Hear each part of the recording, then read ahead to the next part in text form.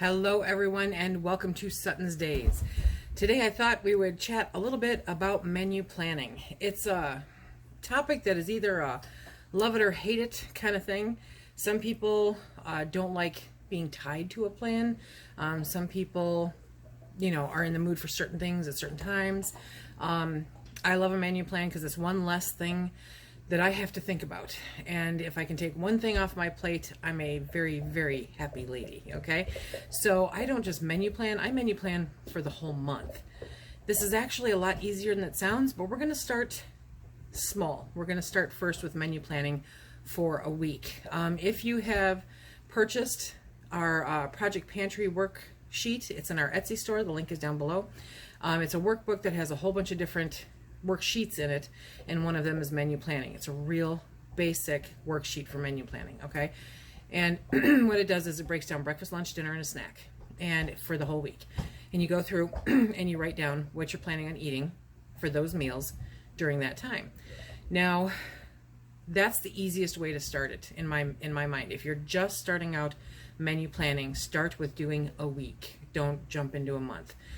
But either way, no matter how long you menu plan for, what you're going to want to do is you're going to want to have that inventory of your pantry to work off of.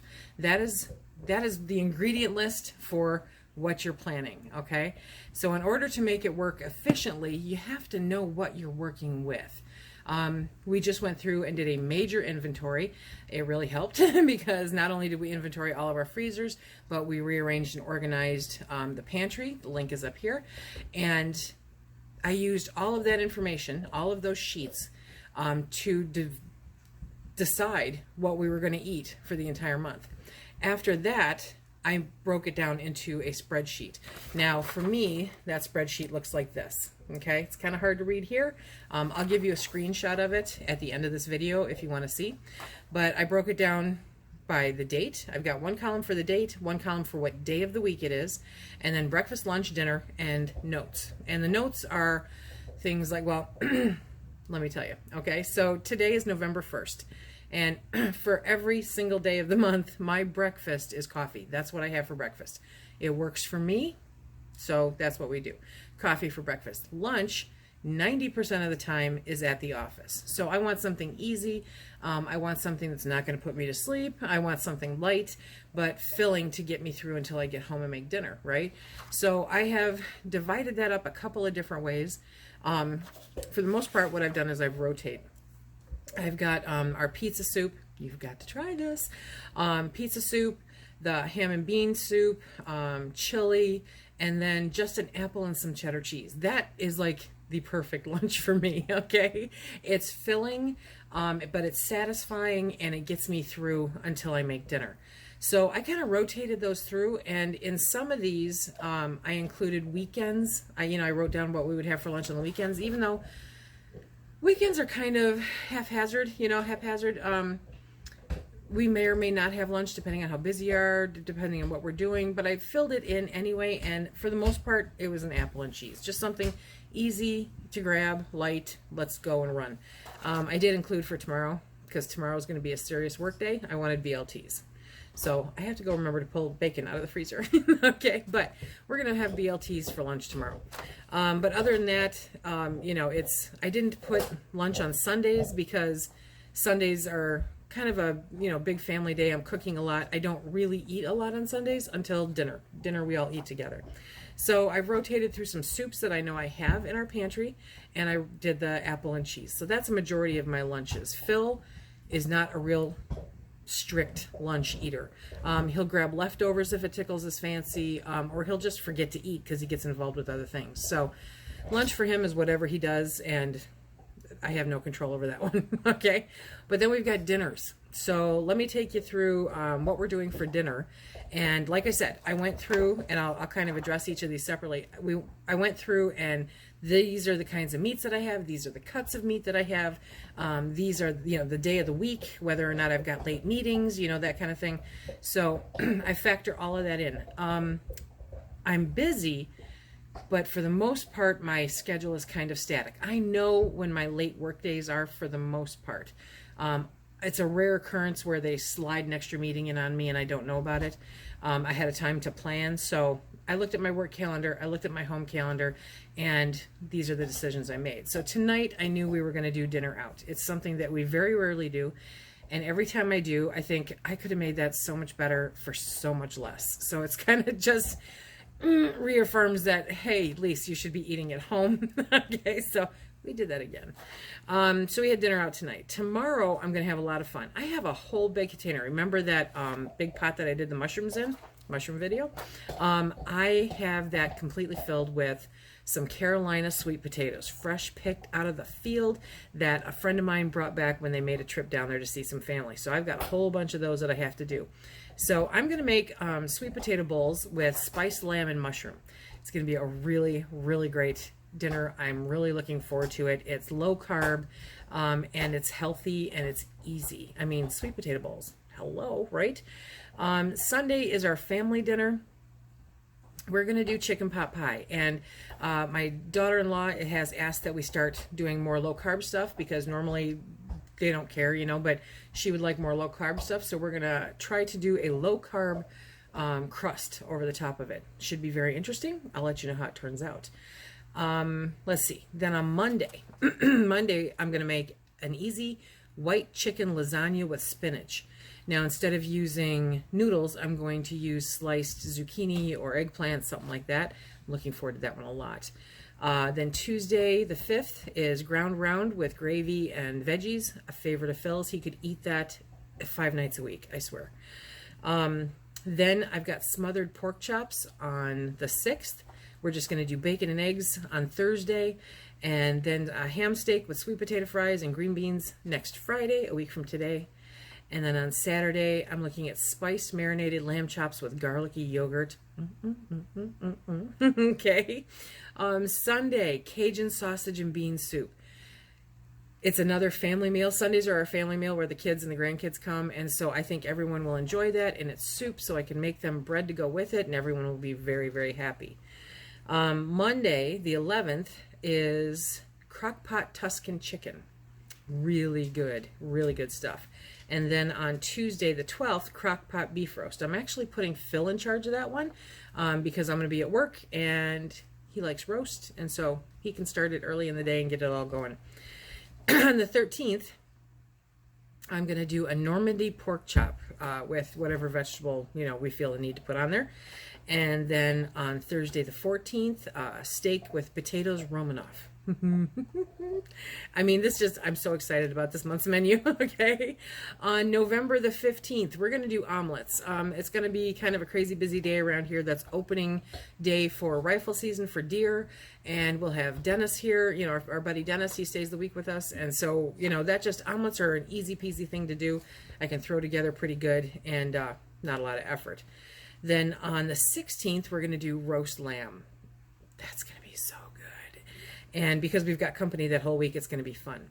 Sunday the 17th, we're going to do the 15-bean taco soup. It just sounds so good, and I'm really excited about it. I'm really excited about all these. Who am I kidding? Okay.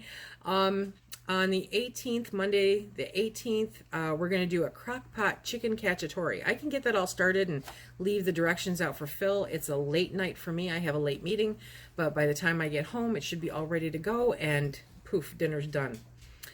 On the 19th, I'm going to do a blueberry jalapeno chicken jam chicken. That's what it is. A blueberry jalapeno jam chicken. I saw this recipe, they used something different, and it just kind of went, I can make this work for me, and it sounded really good, so I'm going to give it a try. I will most likely bring you guys along for a few of these, but that one for sure, because that one's just, Wednesday, November 20th, we are going to do a low-carb ground beef meat pie. Again, I saw the recipe, I thought, I can do this, and it's low carb, so it works out really good, and it's a small enough one that, you know, Phil and I can have fun with it. And then on Thursday, we're going to do omelets again. And on Friday the 22nd, we're going to do pork steak and eggs. It's kind of a dinner breakfast. That's what it is.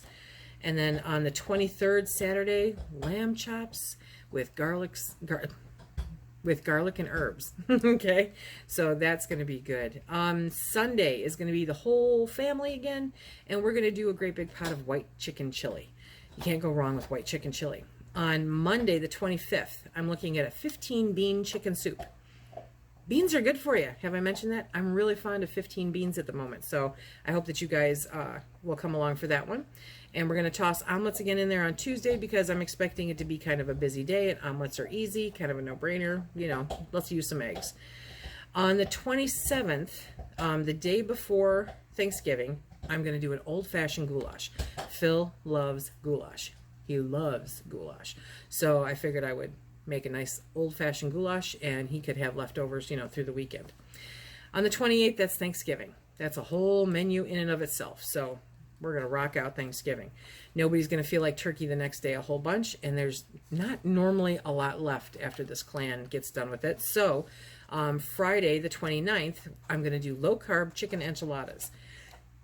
Can't wait for that one. And then on the 30th, which is a Saturday, I'm going to do lamb kebabs with tzatziki sauce. I love tzatziki sauce. I love lamb kebabs. I am so excited about this menu. In the spreadsheet that you'll see is where I put little notes on some of them, like the lasagna. I'm going to use zucchini noodles.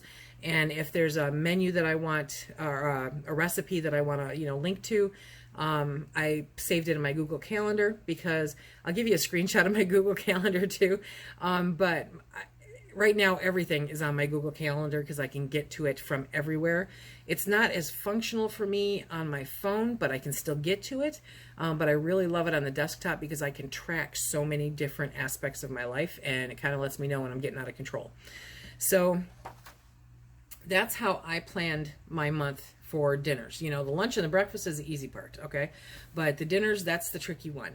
And Phil has the misfortune of being married to somebody who doesn't eat a lot of the same thing all the time. You know, we might find a recipe that I really like, and I'll go, oh yeah, I'll have to make that again. But it may be a year before I get around to it.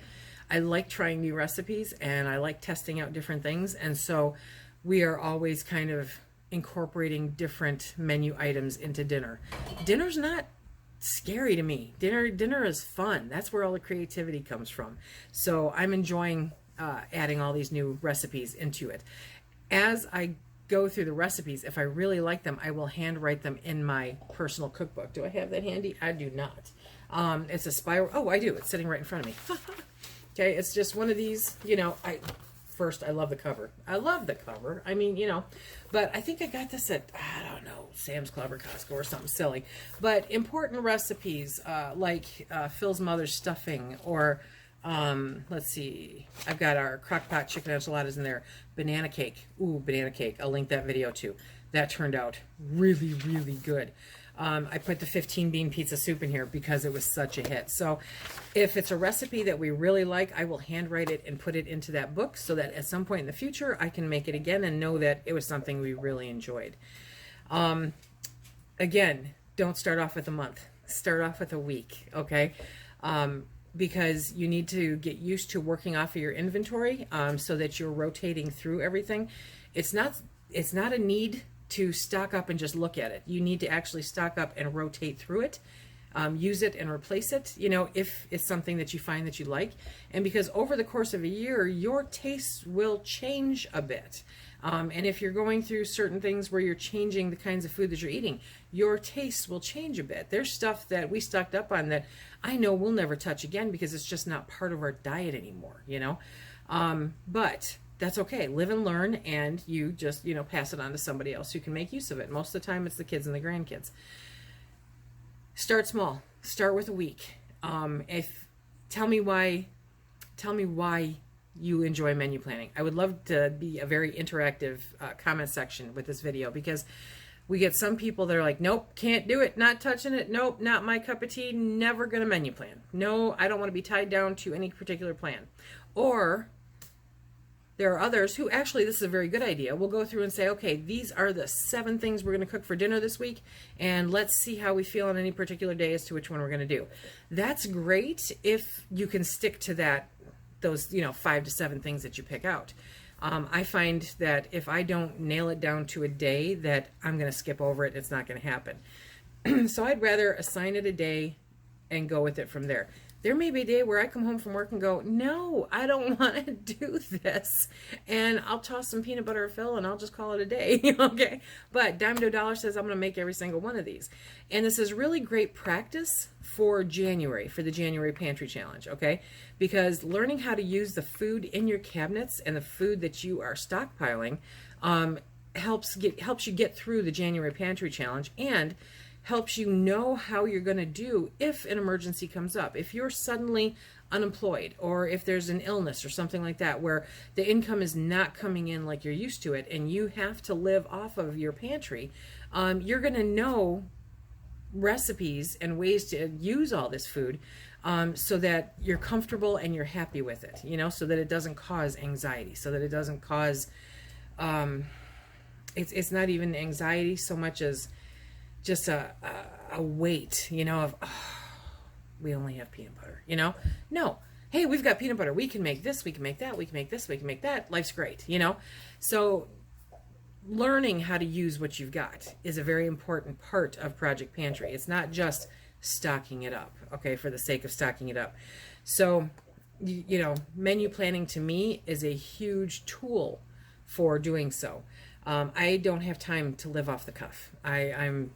I'm a very busy person, and so living off the cuff normally costs me more money. And 2020 is going to be a year that I really clamp down on our expenditures a lot. So I need to really get into the habit of working a plan, making it work for us, and watching how much money it saves us. We had to swing into a grocery store today to pick up just a couple odds and ends. I needed apples for next week for lunch. I needed some cheese for next week for lunch. I needed some minced garlic because I've got bread that I have to make. And I don't remember what else. It was something very small, whatever it was. And as I'm standing in the store, I'm going, I don't need anything else, because I've already been through the inventory. I've already made my menu plan, and I'm good. I know what I have. Oh, I picked up some green peppers. I know what I have and that I don't need anything. Perfect. If at any point during the month I need anything, it is some small ingredient that I don't have. Honestly, I don't see it happening though. So what I want to do is at the end of this month, on December 1st, I want to come back and I want to share with you how successful we were, what challenges we ran into. I'm going to keep very close track of this. I'm going to make notes on it so that I can let you know how smoothly or not smoothly it went for us. I am challenging you to do a menu plan for a week. If you don't menu plan today, make a menu plan for next week and try your best to stick to it, okay? If you do menu plan and you normally do it for a week, make it for 2. If you normally do it for 2, try to make it for a month. Look at your inventory, see what you've got, see what you need, see how little you have to purchase from the store in order to make it happen, and give it a go. Check out some different recipes. Google is your friend, more than Pinterest is. Google is your friend. If you just Google chicken soup, you'll come up with a million different kinds of chicken soup, okay? So if you're looking for chicken crockpot recipe, Google chicken crockpot recipe. Google bacon recipes. There's all kinds of things that you can do to come across new, unique recipes. You can also check back on this channel because we will have a few coming up over the month of November, as you heard. Jury's out as to which ones I'll end up sharing because it's going to depend on how much time I have to record. But I'm challenging you to do a menu plan. Who's in? Leave a comment in the description box below. Let me know if you menu plan. If you don't, if you're going to try. If you do, if you're going to try to make a longer one, okay? Let me know what challenges you find for menu planning. I look forward to sharing our experiences with this with you. Remember, if you like what we do here, please hit that like, subscribe, and share. Check us out on Instagram, Facebook, and Twitter. Stay tuned to see the screenshots of the menu plan just in case you needed to go through it again. And until next time, be safe.